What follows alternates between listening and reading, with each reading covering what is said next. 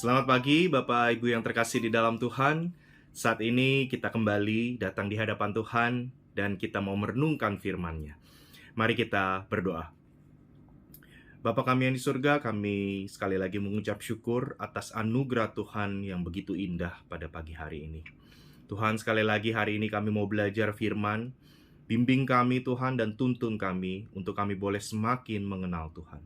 Terima kasih Bapaknya, di dalam nama Yesus Kristus kami berdoa dan mengucap syukur. Haleluya. Amin.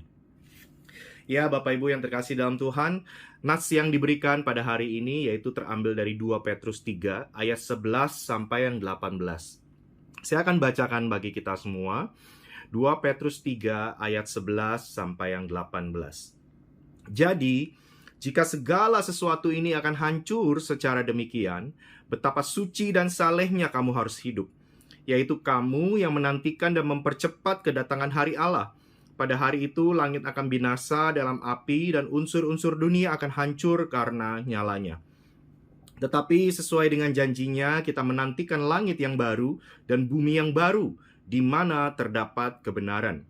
Ayat 14, sebab itu saudara-saudaraku yang kekasih, sambil menantikan semuanya ini, kamu harus berusaha supaya kamu kedapatan tak bercacat dan tak bernoda di hadapannya, dalam perdamaian dengan Dia. Anggaplah kesabaran Tuhan kita sebagai kesempatan bagimu untuk beroleh selamat, seperti juga Paulus, saudara kita yang kekasih, telah menulis kepadamu menurut hikmat yang dikaruniakan kepadanya.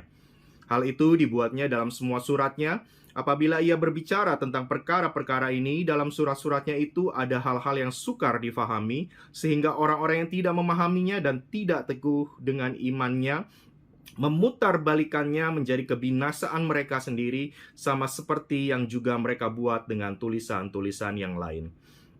Tetapi kamu, saudara-saudaraku yang kekasih, kamu telah mengetahui hal ini sebelumnya. Karena itu waspadalah supaya kamu jangan terseret ke dalam kesesatan orang-orang yang tak mengenal hukum, dan jangan kehilangan peganganmu yang teguh. Ayat 18, tetapi bertumbuhlah dalam kasih karunia dan dalam pengenalan akan Tuhan dan Juru Selamat kita Yesus Kristus. Baginya kemuliaan sekarang dan sampai selama-lamanya. Ya Bapak Ibu, berbahagialah mereka yang mendengarkan, membaca, menanamkan di dalam hati dan melakukannya dalam kehidupan sehari-hari. Bapak Ibu yang dikasihi Tuhan, saat ini kita hidup di dalam dunia yang penuh dengan ketidakpastian Bapak Ibu. Dunia begitu cepat berubah, dan kalau kita melihat di dalam media sosial, maka kita akan sering sekali melihat konten-konten yang menunjukkan bahwa dunia itu semakin lama semakin jahat dan rusak Bapak Ibu. Begitupun yang dialami oleh para jemaat Tuhan di dalam kitab 2 Petrus ini. Mereka sedang menanti kedatangan Kristus yang kedua kali, dan mereka menanti kedatangan itu disertai dengan tekanan dan penderitaan yang luar biasa. Mereka mengalami penyiksaan dari luar komunitas, mereka juga menghadapi pengajar-pengajar sesat dari luar maupun dalam komunitas, dan di dalam penderitaan itu tidak sedikit dari para jemaat yang akhirnya kembali ke kehidupan lama mereka dan meninggalkan Tuhan.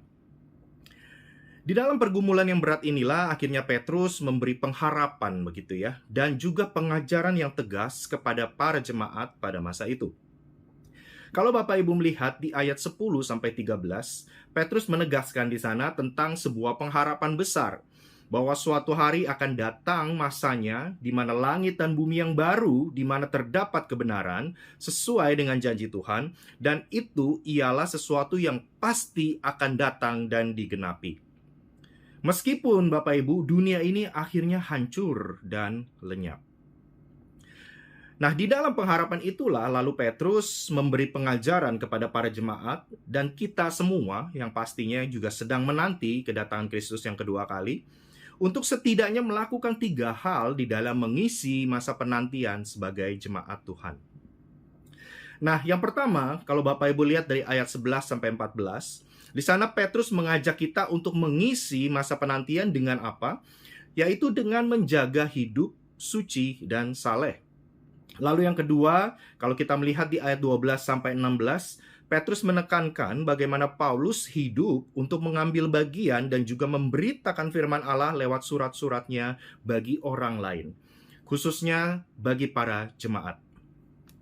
Lalu kalau kita melihat lagi di ayat 17 sampai 18, Bapak Ibu, Petrus menegaskan agar kita hidup terus-menerus di dalam pengenalan akan Tuhan yang semakin bertumbuh. Jadi kita bisa melihat, Bapak Ibu, sebagai seorang Kristen yang sejati, seharusnya kita melakukan ketiga hal ini.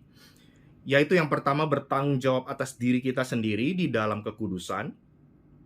Lalu yang kedua, berkontribusi dan hidup di dalam relasi dengan sesama. Dan yang terakhir, terus-menerus hidup di dalam pengenalan akan Tuhan. Mustahil, Bapak Ibu, jika seseorang mengatakan dirinya Kristen sejati, begitu ya, tetapi ia tidak pernah mempedulikan sesamanya. Begitupun juga jika seseorang mengaku Kristen sejati, tetapi hidupnya tidak kudus. Apalagi ketika seseorang mengaku bahwa dirinya Kristen sejati, tetapi tidak mau belajar bertumbuh di dalam pengenalan akan Tuhan. Nah, kiranya di dalam menantikan kedatangan Kristus yang kedua kali, Bapak Ibu, meskipun seringkali kehidupan yang sedang kita hadapi begitu banyak penderitaan dan pergumulan, begitu ya, setidaknya kita boleh merasa terhibur, Bapak Ibu, karena janji Tuhan tidak pernah Ia ingkari. Ia menyediakan tempat bagi kita, dan suatu hari Ia akan datang dan menjemput kita untuk tinggal bersama dengan Dia. Maka dari itu, mari bersama-sama, Bapak Ibu, kita tujukan pandangan kita pada karya Kristus dan secara aktif melakukan tiga hal ini. Yang pertama, menjaga kekudusan. Yang kedua, menjaga relasi dengan sesama.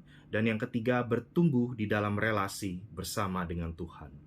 Mari kita berdoa. Bapa kami yang di surga, kami mengucap syukur karena hari ini kami boleh belajar tiga hal penting di dalam kehidupan seorang Kristen. Biarlah Tuhan bimbing kami, biarlah Roh Kudus yang terus memberikan penghiburan bagi kami dan juga menjaga kami di dalam setiap usaha kami untuk semakin dekat dengan Tuhan. Terima kasih Bapa, hanya di dalam nama Yesus Kristus kami berdoa dan mengucap syukur. Haleluya.